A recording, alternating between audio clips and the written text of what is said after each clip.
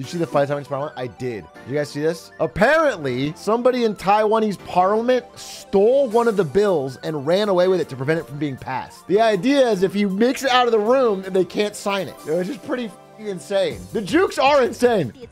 Look at this. Look at this. Look how he gets out of there, dude. Look at he's breaking ankles. Whoa, see this guy reach for him? Get this man an NFL contract. Yeah, for real. Did it work? That's the answer I don't have. I only saw this recently. Oh, here's some context / details. The scuffle left at least one lawmaker hospitalized with a head injury. There was punches being thrown, a curtain being torn down, and a lawmaker falling on his head while trying to climb over colleagues. This incident occurred just days before the new president-elect Lai Ching-te is set to take office. He's the guy we talked about who won the election back in January, but he hasn't taken office yet. Jessica Chen of the KMT was seen wearing a military helmet during the altercation. This chaotic scene is not unprecedented in Taiwan's parliament, which has a history of heated disputes. In 2020, lawmakers threw pig guts on the floor during a disagreement over pork imports. It's kind of based. It's a powerful visual metaphor. What was in the bill? Let's see, what was the bill? Imagine it's a mundane spending bill. It's like funding for a public park. It's like changing the budget for the local district comptroller by 3%. Dude's life or death about it. It's to rename a park. That's why an elected official should play tag before we vote. Yeah, I do think we should get more, we need to have more physical challenges. This would be a great way to get the 98-year-olds out of office. Is everyone elected during the election for presidency, for Congress, for anything? There should be some physical challenges. They should have to like climb a rope wall or something. They should have to do 5 push-ups. Yeah, they should have to run a mile. Dude, unironically, someone just said Survivor. I think it depends on editing. You'd really have to get a team of fair and balanced editors. But if you were to watch all of the candidates play a game of Survivor, like if everyone in the country watched this and then voted, we would get a better idea of their character than any debate. If they actually had to play Survivor and we didn't do shady editing, we would actually, by the end of it, first of all, people would know them better and they would have a better idea of who they actually are. And people would watch it because it's entertaining. Nancy Pelosi's still up. Pelosi's just the GOAT of Survivor. Pelosi with like a bandolier. Crushing Survivor and then going home to insider trade. The episode where Bernie finds the idol goes crazy. Bernie can still win. I know everyone's voting him out, but he's got the idol. Bernie can still win. Biden is, I gotta say, I don't think Biden would do that well. I think Biden would have a tough time in a Survivor-based political process. That's the whole point. I think most of them would do badly, and that's why it might be good for the system. Lena Khan would eat the other candidates. What is your impression of Lena Khan? Do you think she's somehow some sort of Amazon giantess? Do you think she's a cannibal? Nothing about her would imply that she would be able to eat the other candidates. She's very normal sized. She's a cannibal. In my mind, she's 9'8". It would be funny. It would be a quirk of life if our FTC commissioner was 9'8". We just didn't talk about it. I think if she was 9'8", the Microsoft deal doesn't get passed. I feel like if she shows up and sits down in front of the judge and she's 9'8", Amazon backs down. The aura. They're like, all right, we don't want Blizzard. She would physically stop it. She stands in front of Satya Nadella. You want Blizzard? Come take it. It's right behind me. You want Blizzard, big man? She's been crouching this whole time. She loses the case, but she holds the deed to Blizzard over his head.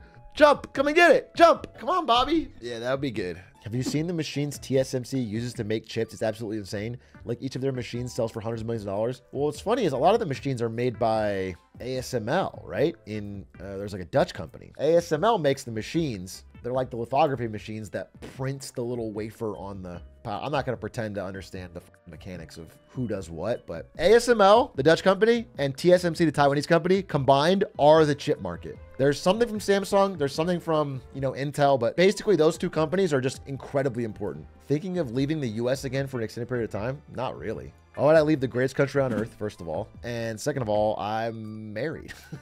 So it would have to be a partnership agreement where we'd want to do that. I'm putting roots down here in LA. I want to visit a lot of countries. I really want to go to China. I'm planning a China trip and a Taiwan trip, ideally. I want to go to both, but I just, Wait, what's the difference? I'm sorry.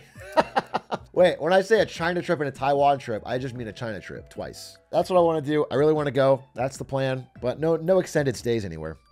How will the Canadian housing market crash if there's always demand for housing and supply isn't keeping up? People can't afford it, bro. People can't afford it. It's already slow motion crashing. Prices are down in every city or every region but Calgary, I believe. Every region but Calgary, prices are actually falling. I just saw a very interesting graph. People cannot afford it. They literally cannot afford it. The prices are so far above income. People cannot afford the payments. They can't afford it. The number of people that can is dwindling. And if there's any weakness in the job market, that's when it collapses. If there's a recession in Canada that causes there's an uptick in job losses, then people are forced to sell because they can no longer make their payments on their already expensive houses. And that's what causes it. And once there's forced sales, then it brings down the value of all the houses in the neighborhood, and then those start to sell and it cascades. Yeah, Calgary's up. That's what I'm saying. Calgary is the only one up. I think the other regions are down. Yeah, and also, this is a huge point. In Canada, they have 5-year mortgages. So every 5 years, the rate adjusts. They have adjustable rate mortgages. And so a lot of people got houses in like 2021 at really low rates. So that means low monthly payments. And we're coming up on 2026. Let's say late 25, 26. You are going to see so many defaults unless rates have collapsed by then and they can renegotiate. People are not going to be able to make their payments, assuming rates stay high. I mean, everyone's saying they're going to cut, but then the cuts keep getting pushed away. So we'll see. 26 is still a ways away, right? But late 25, 26, if we haven't gotten rates down, and by the way, they might be down from here, but not down to where they were. So like if we get it down to 4% or whatever, that's still doubling your payment. That is a big wave that's coming for Canada. Aren't Canadians snow people? Why don't they just build an igloo for free? Are they stupid? The answer is yes, they're stupid. They never figured it out, dude. They know how to skate on the ice, but they can't build with the ice. Big A, why can't people just buy land and hire someone to build the house for cheaper? Technically, you can do that. The land you're going to buy is, if you want it to be cheaper, is going to be out in the middle of nowhere. If you're trying to actually have cheaper land, then you have to build somewhere where you don't want to be. And also, like, just signing up to be the funding source for building a house is very risky because there can be cost overruns. There can be dealing with contractors which are going to try and scam you and weasel every dollar they can out of you. It's just going to be a huge nightmare of problems for you to hopefully get, you know, a cheaper house. It's not reasonable for most people. If Lincoln built log cabins, so can I. I can't wait to see it. I would love it. Send us a photo on the Reddit of your log cabin. Wouldn't house builders be like rolling in money right now? That's a very complex topic. Some are doing well, some are not. As much as we think there's infinite demand and everything's selling, there's plenty of house builders that built expecting a certain price level and they can't sell. Like there's these big tracts of suburban Texas they can't sell at the prices they expected to sell at, and they spent a lot of money to build them and now they're in trouble. These big McMansion suburbs that are not moving at the rate they thought they would. America's housing market won't recover until the boomers start dying out. Gen Z and millennials won't be able to buy a house until their 30s, 40s. The housing market won't correct until the job market gets materially worse. That is when there will be forced sales. Until then, everyone can sort of just buy their time and hold, which is what's happening. Like housing is not moving that much. They're not selling that many houses. Housing is like in a freeze right now. They're just trying to survive till 25. But once there's material job losses, then people will not be able to make their payments. And that's when there's forced sales. And once there's forced sales in housing, it drives down the prices of every house around it. You know, you get actual price discovery on what people are willing to pay. Let's say you have a house, right? House that you bought for 1.2 million in 2021, and you're putting it on the market trying to sell it for 1.4, and nobody's really buying. Now, normally you'd have to drop that price, you know, to sell it, but people are just kind of waiting. They're just kind of waiting for rates to go down and people can get able to get more debt and they're going to pay the 1.4. People are not taking a loss. Imagine if, you know, you lose your job and suddenly you can't make the payment on that house. You have to sell it for 800K or whatever. Now every house in the neighborhood gets re-rated at a lower cost. Or, you know, it's like, oh, houses are worth 800K now. And then people panic and they start selling more houses. And then, but it is funny that if you really look at it, like there's this gap. I was actually looking at a graph today. This gap period of relatively low interest rates and lower cost of housing, this period of time, 70s to the 2000s, is when like all the real estate gets bought up by the boomers. You say why that's a joke is like I was 9 years old, I should have bought a house because the price appreciation since then was massive. Even post, you know, this is the '09 crash, it still goes up. So it's why there's such a gap between rich boomers and poor boomers. Like boomers are the richest generation in history, and there's still so many boomers that can't afford retirement or are like homeless or whatever. It's whether or not you got into this housing lottery. If you were one of the boomers that got a house in the 70s, 80s, is like a lottery ticket. You just made millions. You made hundreds of thousands, if not millions, over the course of your life. It just massively appreciated in value. And this has just dramatically changed America. Is like boomers got incredibly wealthy from getting this early. And when they bought it, it was 3 or 4 times income. So whatever your yearly income is, they bought a house that was like 3 or 4x. So if you made 100K a year, your house cost 300 or 400K. Nowadays, a house like that, so now we're like, you know, we're in the teens. It's like 12 times income in some cities. A national average like 7.58. And that's just hard for people to afford. What also sucks is that these boomers may, you know, pass this on to their kids and create inherited wealth. Don't you think all this was inevitable then? No. This is a product of fiscal and monetary policy from the government that made it really cheap to access money.